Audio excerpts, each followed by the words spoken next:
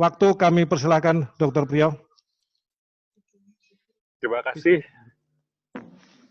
Assalamualaikum warahmatullahi wabarakatuh. Selamat sore, para teman sejawat sekalian. Terutama saya terima kasih pada Dr. Elang, Dr. Samsudin yang telah mengundang saya untuk berbicara di forum ini. Bicara Kota Semarang, saya nggak pernah lupa.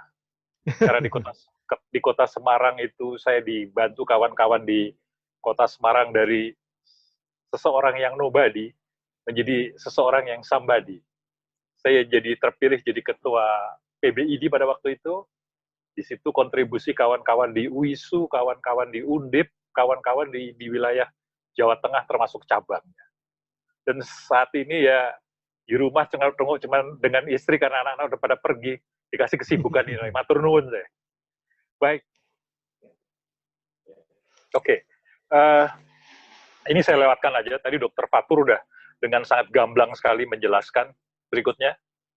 Dan diagnosis juga saya tidak akan sentuh karena di situ juga sudah dijelaskan. Dan kalaupun memerlukan imaging, sebetulnya imaging yang sensitif di situ adalah CT scan. Tapi yang esensial di sini adalah bahwa imaging itu sebetulnya tidak merupakan indikasi, ya. Karena untuk diagnosis itu cukup dengan tadi PCR dan gejala klinik itu sudah bisa menyelesaikan diagnosis. Imaging hanya dipergunakan manakala kita ingin melakukan follow up, ya, atau pada kasus yang barangkali kita meragukannya sehingga imaging dipakai di situ sebagai menjadi bagian triase. Tapi imaging bukan menjadi suatu bagian diagnosis. Slide berikutnya. Nah, ini ada beberapa hal yang tadi juga sangat mirip dengan apa yang disampaikan teman sejawat Dr. Fatur, bahwa apabila intinya kita menemukan sesuatu yang diduga dengan COVID-19, kemudian kita melihat dia sudah positif, maka imaging tadi dipergunakan untuk monitoring, ya. Imaging untuk melakukan nanti penilaian untuk apakah komplikasinya berat atau tidak. Kemudian apabila itu memang tidak ada, maka dia tadi dikombinasikan dengan risk factor dan sebagainya, maka dia juga bisa dipakai tadi untuk membantu, ya. Tetapi itu pada kasus yang berlangsung secara progresif kliniknya. Apabila dia kliniknya tidak berlangsung secara progresif, maka sebetulnya imaging juga bukan merupakan tempat di situ untuk menegakkan diagnosis. Slide berikutnya. Skenario 2. Next slide.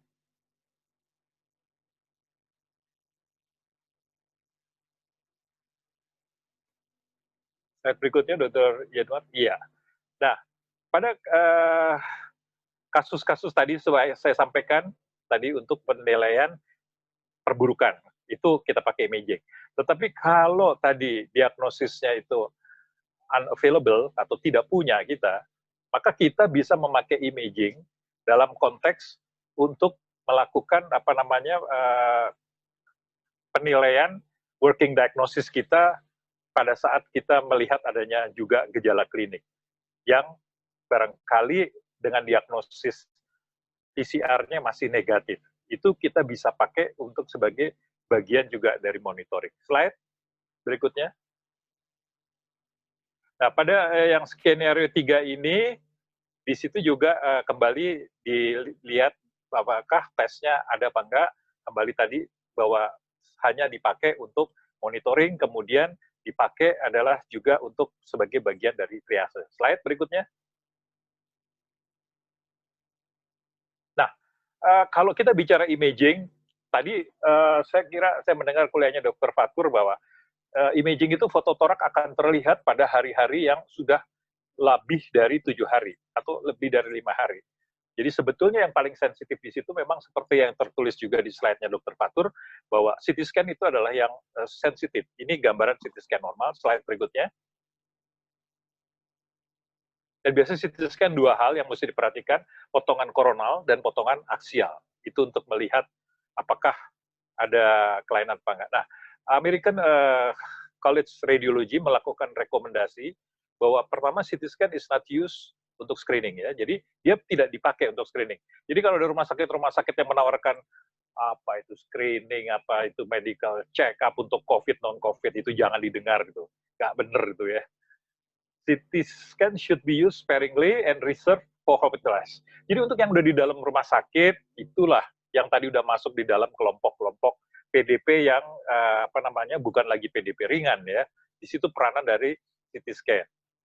Dan kadang-kadang kita pun lebih memilih pakailah dulu fototorak. Karena kalau fototorak sudah terlihat biasanya sudah cukup, tidak perlu kita berlanjut kepada hal yang berkaitan dengan CT scan. Kecuali kalau di situ memang kita tidak bisa melihat. Slide berikutnya. Jadi kalaupun CT scan akan dilakukan adalah CT yang non-kontras. Dan untuk CT yang non-kontras ini kita harus memakai teknik low dose supaya radiasi kepada pasien tidak tinggi. Dan gambaran CT scan itu adalah pneumonia. Ya. Cuman pneumonia yang ditampilkan pada CT scan tidak bisa membedakan apakah ini pneumonia karena coronavirus yang 19 atau karena coronavirus yang lainnya atau karena virus influenza misalnya. Itu nggak bisa. Jadi CT scan memang lebih sensitif daripada fototoraks, tetapi dia tidak spesifik. Slide.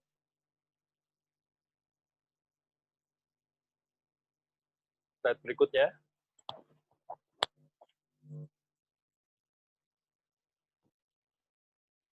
Nah, gambaran CT scan biasanya adalah gambaran seperti ground glass. Itu yang tadi disampaikan ya. Ada juga konsolidasi, ada juga multiple lesion. Jadi banyak sekali gambaran dari CT scan. Dan biasanya gambaran CT scan itu merefleksikan gambaran perjalanan penyakitnya. Ada juga sih gambaran CT scan misalnya pleural effusion. Saya menemukan kasus OTG ya.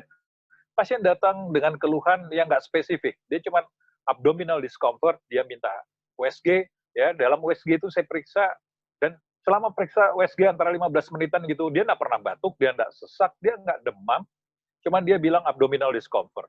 Pada waktu saya USG, saya melihat adanya efusi pleura di daerah pleura kanan, persis di atas liver. Saya berpikir, jangan-jangan pasiennya demam berdarah, yang kadang-kadang demam berdarah itu sudah menjadi gambarannya nggak klasik lagi gitu ya. Saya sarankan fototorak, apa yang terjadi pada waktu di fototorak, gambarnya betul gambaran ground glass kanan kiri gitu. Jadi benar juga ada pasien yang seperti itu gitu loh. Jadi gambaran gejala klinik nggak bisa semata-mata hanya pada persoalan di rongga dada, tetapi juga sudah masuk ke daerah rongga perut. Slide berikutnya. Nah, umumnya gambaran CT scan ini yang sebagian besar tadi ground glass, biasanya bilateral, tetapi juga bisa terjadi di daerah posterior gambarannya terjadi. Nanti ada di dalam contohnya, kan saya perlihatkan satu gambaran konsolidasi yang cuma ada di posterior, dan fototoraknya negatif. Slide berikutnya.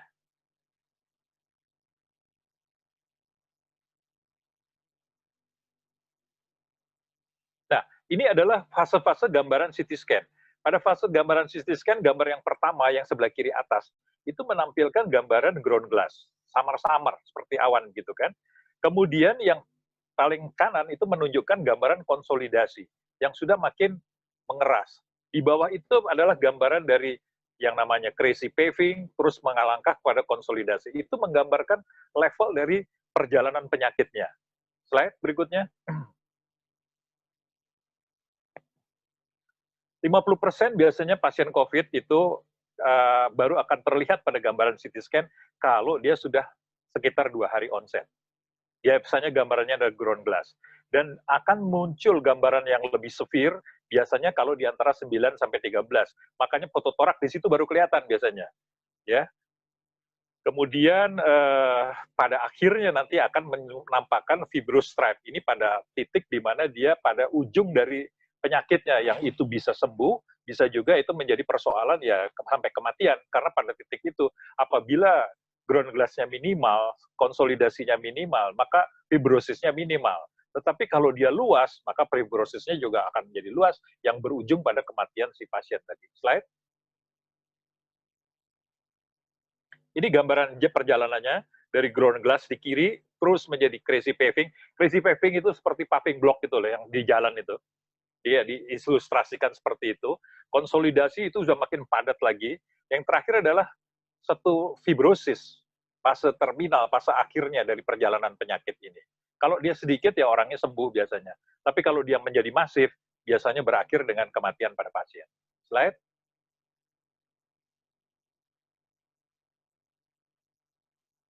Nah, ini adalah tadi sebagian besar adalah seperti ini gambarnya, dan dia melingkupi kedua belah paru yang umumnya diserang ya. Slide berikutnya.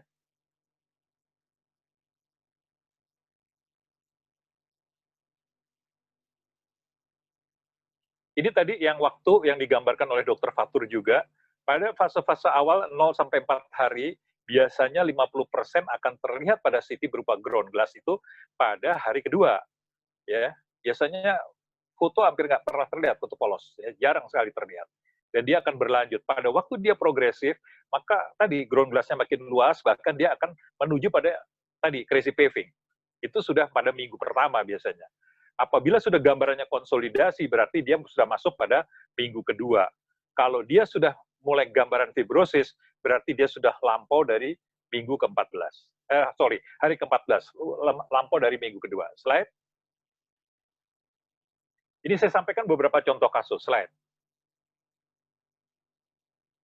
Ini yang paling kiri atas, itu adalah gambaran foto torak pada hari pertama dia ke rumah sakit.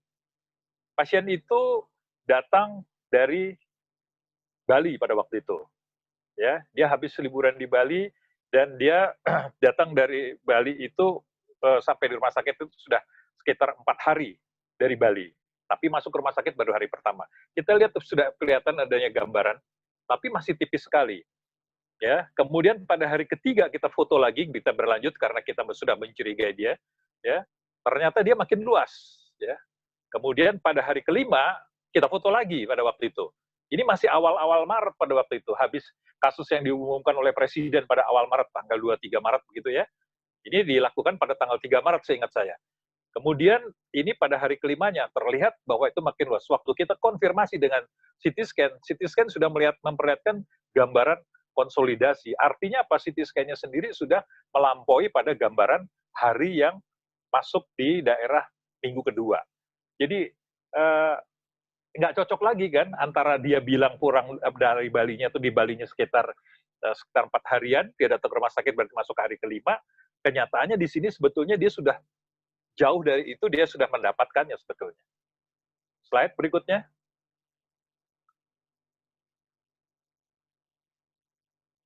Nah, ini satu lagi seorang yang perempuan ya, datang, kita sudah jelas melihat gambar samar-samar ground glass pada gambaran foto toraknya pada seorang yang lebih tua, 59 tahun. Pada hari pertama, langsung saja kita lakukan CT scan. Pada CT scan kita melihat bahwa ini sudah merupakan ground glass yang lanjut, yang sudah akan masuk ke dalam zona tadi crazy paving, ya. Jadi sebetulnya kalau melihat dari waktu, nggak cocok lagi dia baru datang seperti pengakuan dia baru beberapa hari. Ini sudah sebetulnya mau menginjak ke dalam minggu kedua, ya. Jadi sudah tadi yang seperti Dr. Fatur bilang, itu sudah pasti hari-hari ketujuan. Gitu ya. Slide berikutnya.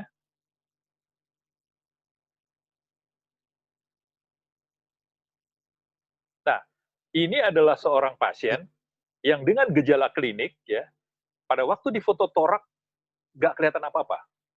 Tapi karena kita mencurigai karena dia ada gejala kliniknya yang klasik betul, kita lakukan CT scan juga. Pada CT scan kita lihat di daerah posterior, persis di atas diafragma sebelah kiri, kelihatan gambaran konsolidasi. Jadi ini memang gambarannya bisa bisa saja tanpa foto torak nggak kelihatan, pada CT scan kelihatan. Betul, CT scan menjadi menjadi jauh lebih sensitif. Kalau kita melihat seperti ini sebetulnya sudah gambaran yang mulai masuk kepada minggu kedua sebetulnya, bukan lagi pada minggu-minggu pertama. Jadi itulah gambaran yang bisa diperlihatkan bahwa memang di sini CT scan memang jauh lebih sensitif daripada foto torak. Slide berikutnya. Jadi kalau kita simpulkan di sini bahwa imaging dipergunakan apabila kita tidak punya akses untuk laboratorium PCR. Tapi gejala klinik jelas tadi, faktor risikonya jelas, silahkan memakai imaging. Kalau tidak ada PCR, tapi PCR is a must, ya. Kemudian foto torak yang negatif, tetapi ada gejala, maka disitulah kita bisa kejar dengan CT scan seperti tadi kasus ketiga yang saya kasih contoh, ya. Dan imaging dipakai untuk follow up tadi, karena imaging berkorelasi, terutama pada CT scan untuk kita bisa membayangkan ini pada minggu keberapa, pada hari keberapa. Dengan demikian strategi pengobatan kita bisa lakukan secara appropriate. Dan CT scan-nya adalah CT scan polos non kontras, teknik low dose. Terima kasih, demikian kira-kira. Terima kasih Dr. Priyo yang telah memberikan benar-benar pembelajaran tentang radiologi yang sangat-sangat bagus sekali. Inti kesimpulan dari Dr. Priyo yang paling utama adalah pasien harus jujur dalam menyampaikan ke teman sejawat dokter, sehingga di sini saya ambil kesimpulan pertama, imaging dapat dipergunakan apabila tidak punya akses buat laboratorium PCR. Kedua adalah bila foto torak negatif tetapi gejala-gejala ada bisa dipakai CT scan. Ketiga, imaging dipakai untuk follow up. Keempat, CT scan polos non kontras lebih sensitif daripada foto torak. Itu kesimpulan. Dan terima kasih kepada tiga pembicara yang telah memberikan benar-benar makalahnya sehingga bisa bermanfaat pada kita semua.